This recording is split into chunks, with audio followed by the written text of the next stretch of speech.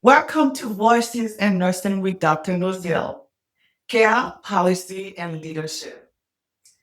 Today's episode is important as we examine the powerful connection between law, healthcare, and leadership. Nurses and healthcare professionals advocate for patients daily.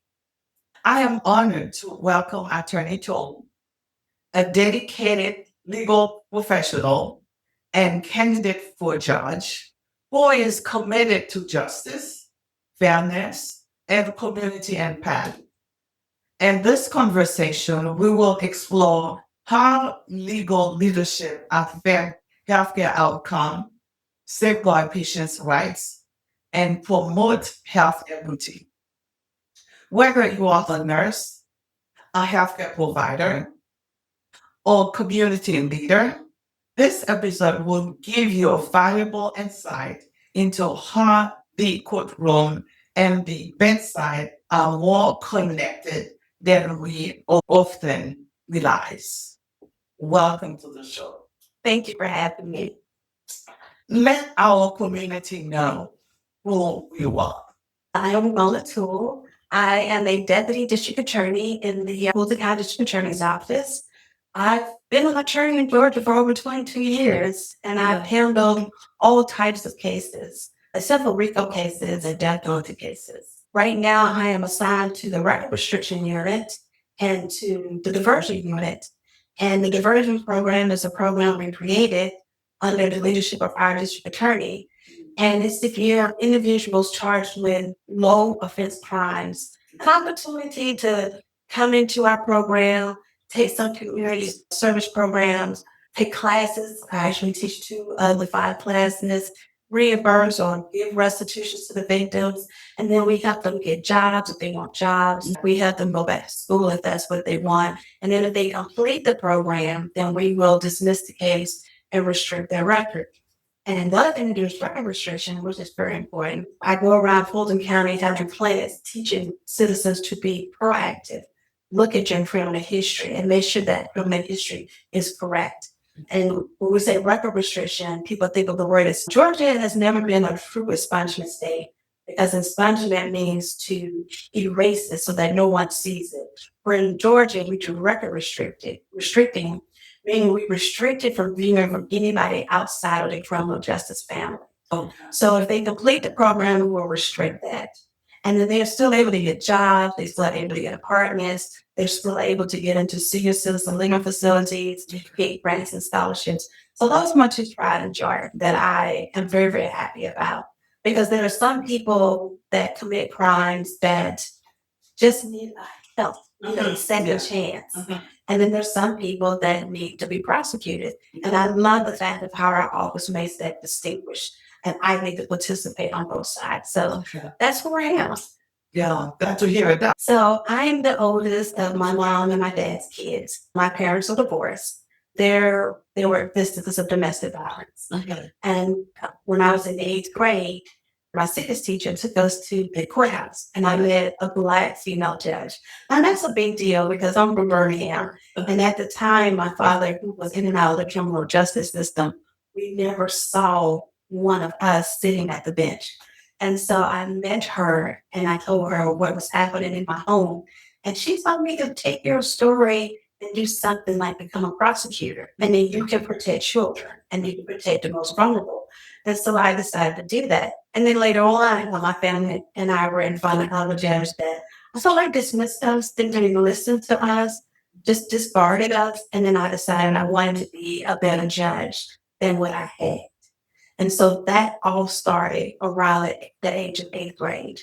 So I went through high school. I graduated from Berea College in Berea. That's where I got my Bachelor of Arts in Philosophy. And then I got my MBA from Alabama A&M. And then I got my law degree. I continued to work with the juvenile court system, where I was working with the Crosby sisters, where I was working with CASA. I was constantly trying to make sure that I was an advocate for members of the society that needed an advocate. And so now I have practiced 22 years. I know how to read the law, how to interpret the law.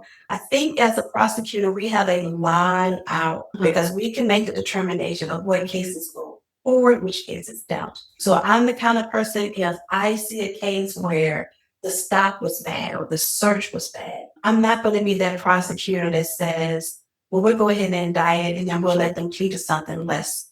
If the stop was bad, if the search was bad, something was bad about it, I'm the prosecutor that says we can't go forward. And then we let that person go on. Don't do this again. We got to let it. And that's the kind of person I am because I make sure that I follow the law and I make sure I follow it across the board.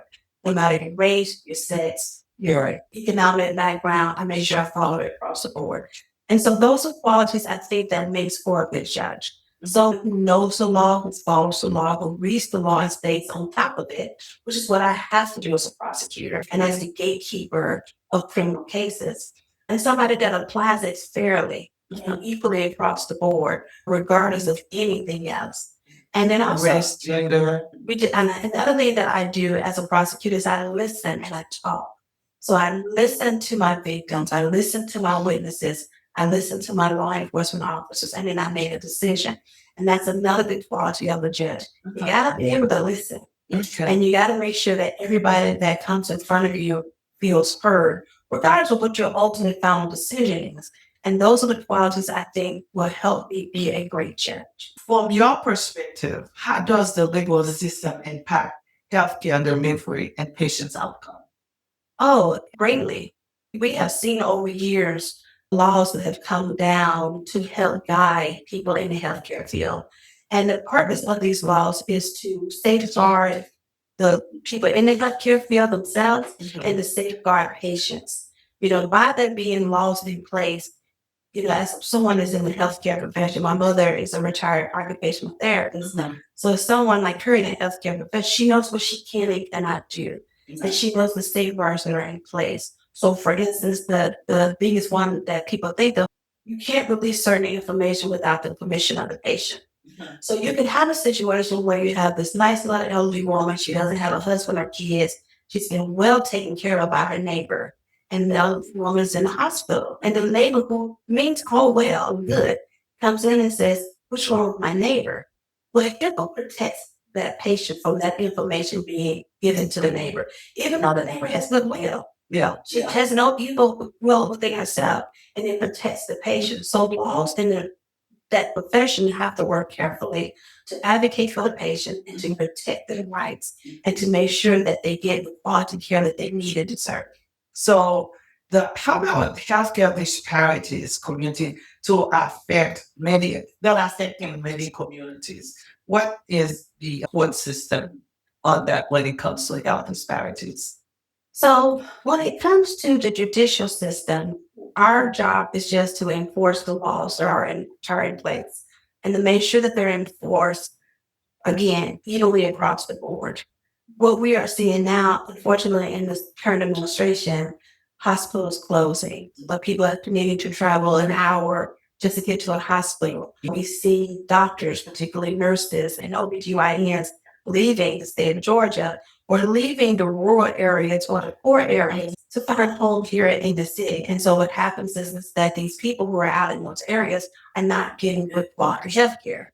Now, the way the judicial system can play a part is that if someone were to file a lawsuit and say that this law that is unjust, this rule is unjust, then it would be up for the judge to make a ruling as to whether or not, based on the facts and evidence presented and the law that's there, if what is happening in the rural areas with the hospitals closing and the doctors leaving, does it violate the law?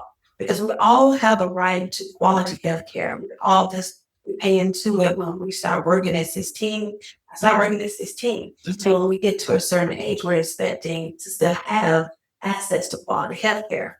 So when people are having challenges to Medicaid and Medicare and how it's being applied and if it's being applied properly, they bring those challenges into the courtroom and then the judge will make a ruling. Now, the thing about the ruling that the judge makes, obviously, if you have a case versus A versus B, it's going to directly affect A and B because it's what kind of issue they brought it up. But then it indirects the rest of us because other people who are finding themselves in similar situations, particularly in the lower court, like Superior Court, they make a ruling, then it goes up to the Court of Appeals, and it's affirmed or not affirmed. If it's affirmed, other counties and other people are going to say, hey, if you did this in that case, please do it in my case.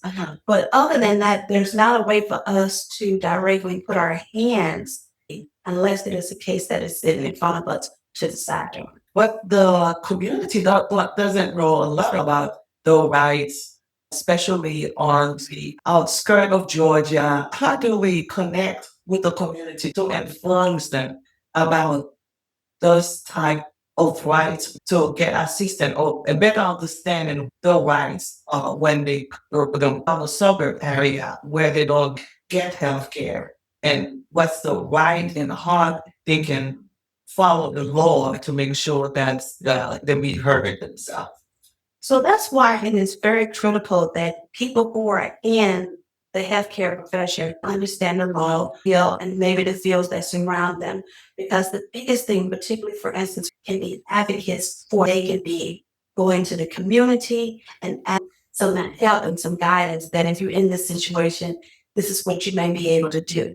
I think also as lawyers, we unfortunately for prosecutors, we can, but for anyone else that are not prosecutors to do pro bono work and to go back into those communities and give that free legal. It starts with, I think, if people with a healthcare field, they know the area of law that applies to them.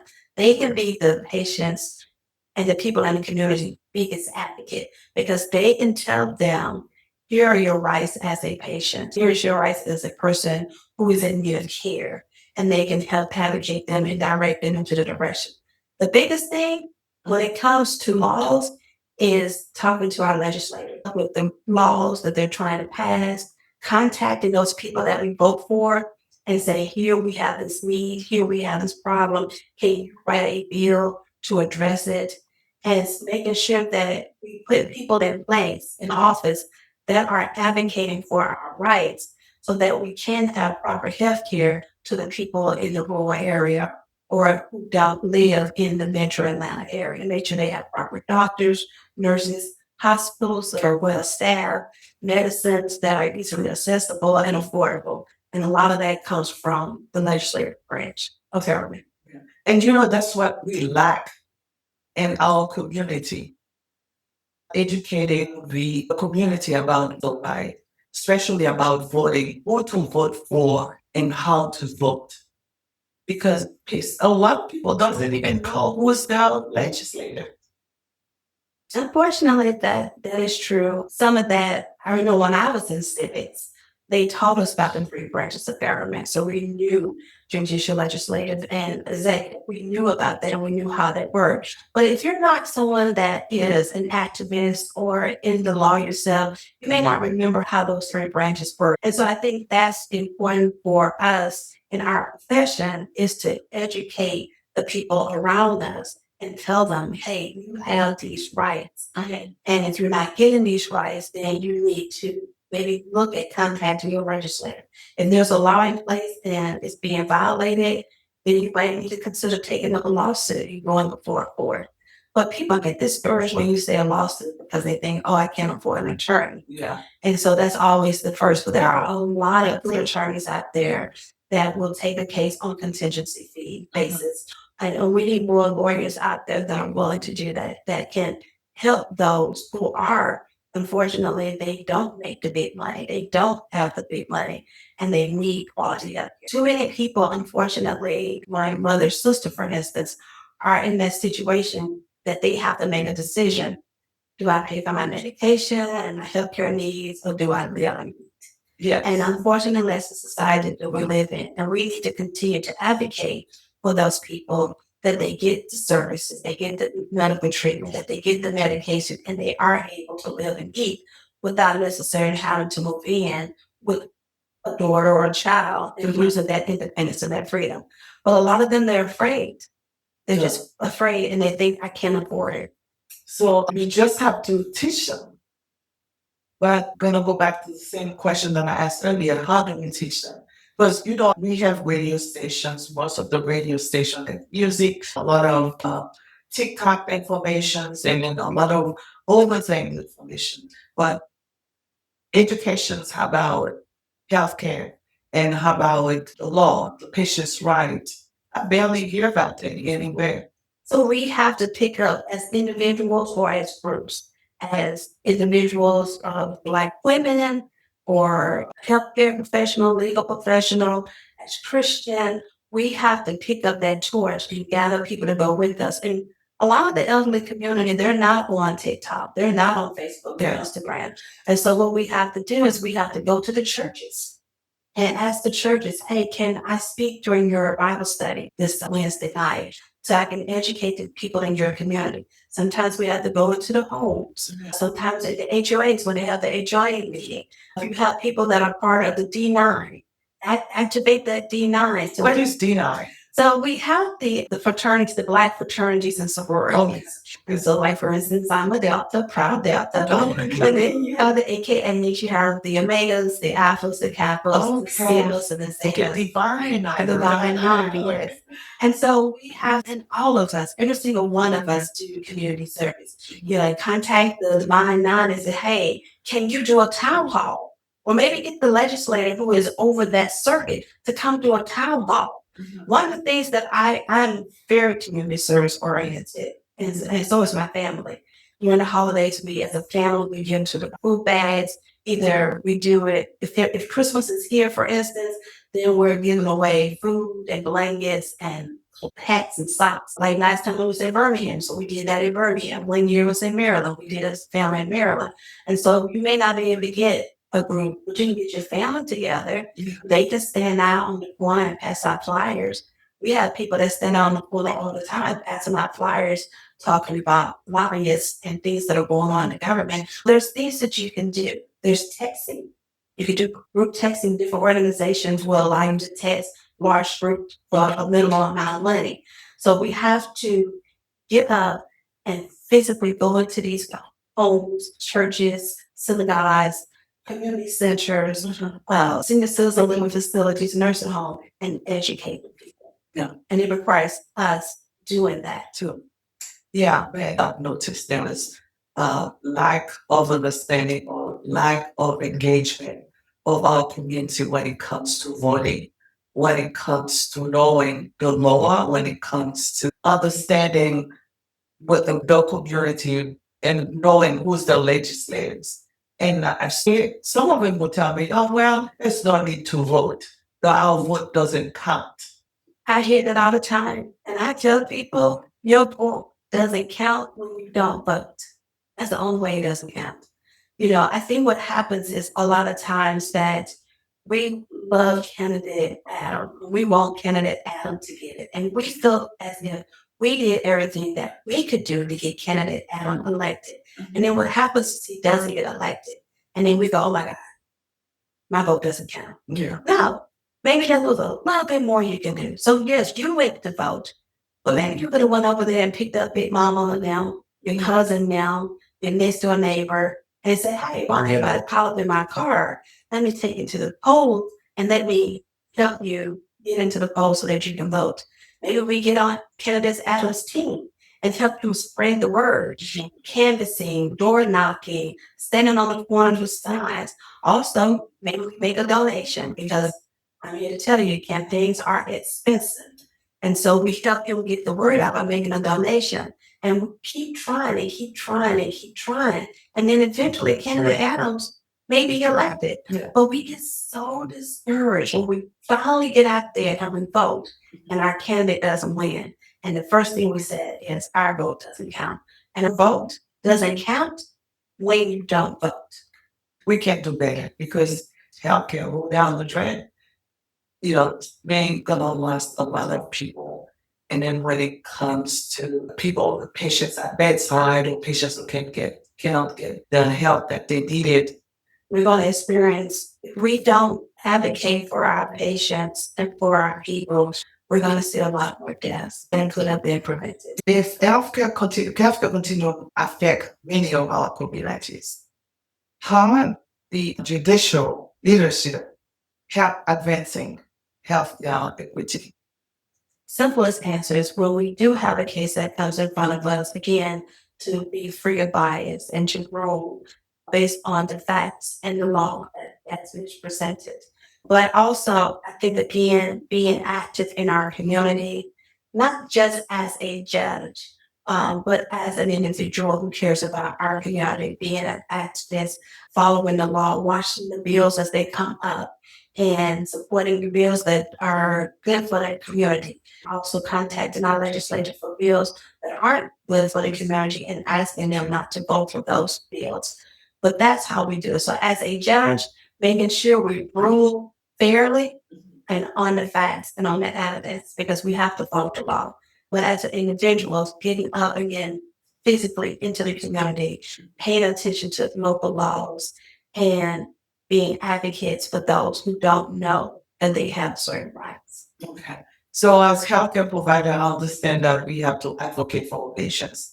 And then looking at our camera, what you can tell our viewers watching about how to vote, when to vote, and how important it is for them to be go out and vote for the right people, not only for the person who has beautiful face or to give them empty promises, how to detect those people, how to find out who to vote for.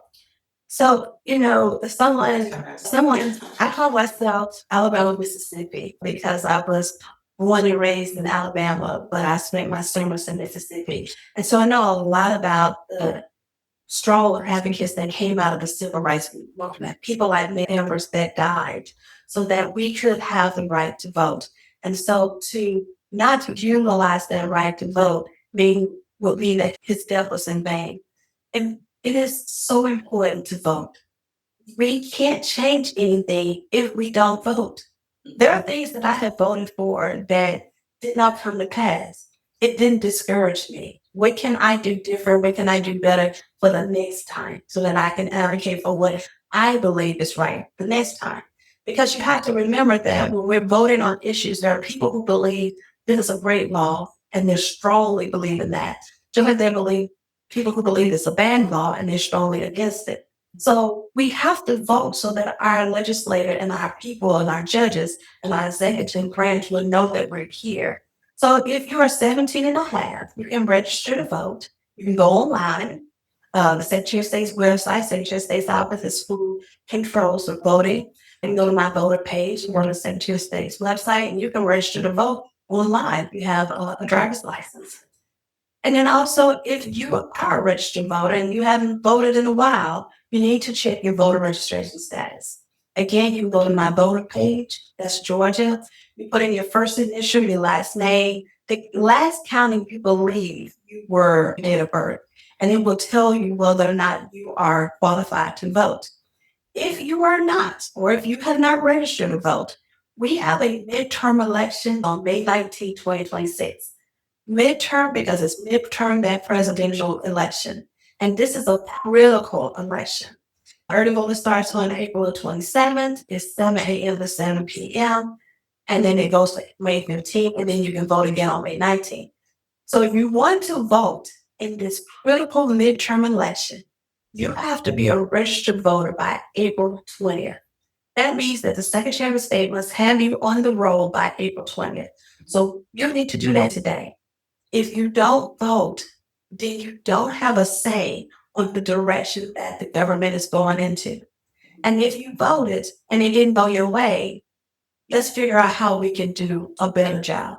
Now, I know I've been voting for years, and I know politicians like to come out and they like to promise us the moon, the earth, and the stars. The problem is that we need to know what that position is and what that position has the power to do. So, for instance, with me running for judge, I can't make promises that says I'm not going to do any more cash bonds or I'm not going to send anyone else to prison. So you have to understand what does that judicial role, what do they do in the as a judge, and then what can they say?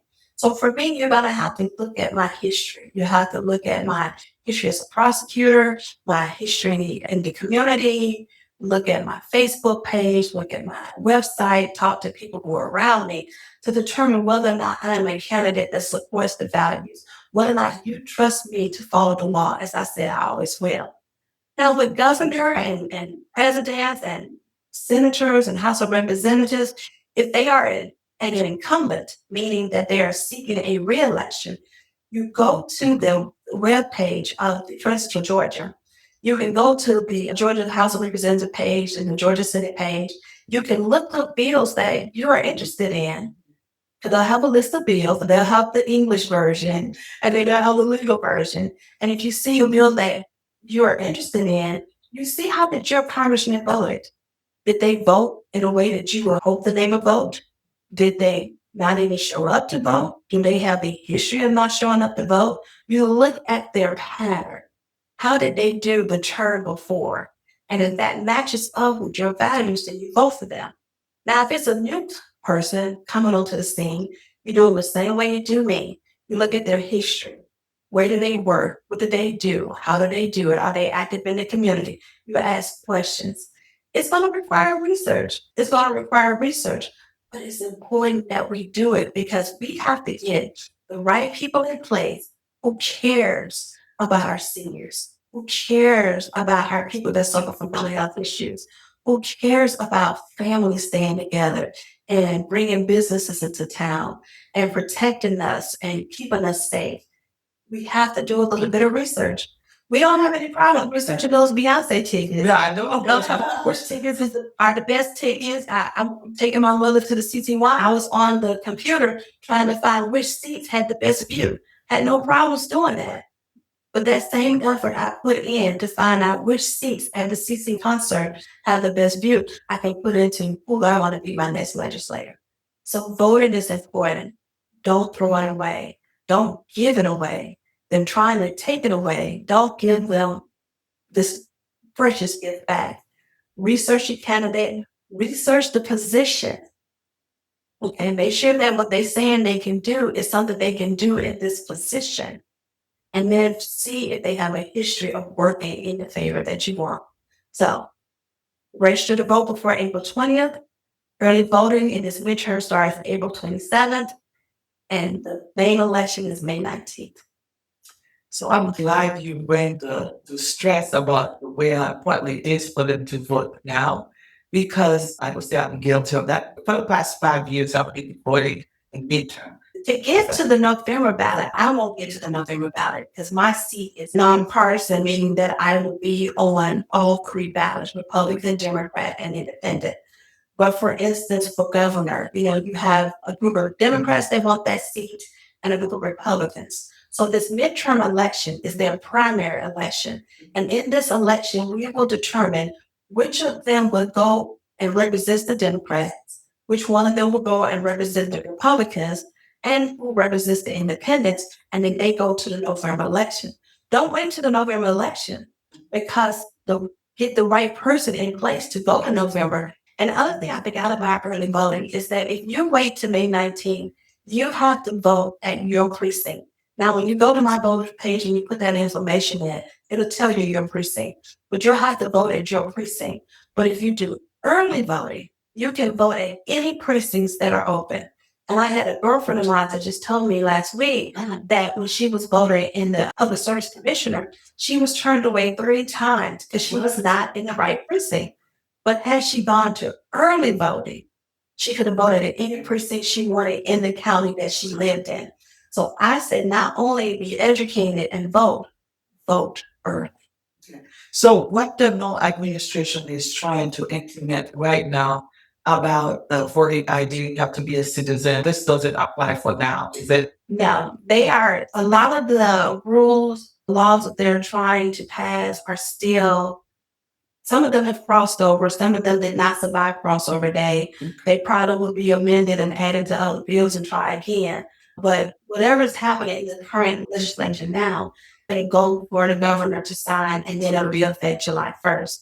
So any of the bills that they're voting on right now as it applies to voting, and there are a whole lot. They're saying that the scanners we're using or the QR code we're using are illegal, but they don't really have a measure to try to say how are we going to count these votes. So there's conversations about hand ballots. There's conversations about ending early voting. There's conversations about they can negatively affect absentee voting. And we know we have kids who are in college. We have loved ones that are in the military that are overseas. We want their vote to count. They may not be in a position to come back to Snellville to vote. And so we want those votes to count. But those are some of the issues that they're currently tackling right now that will not affect our May vote, but could really negatively impact our November voting.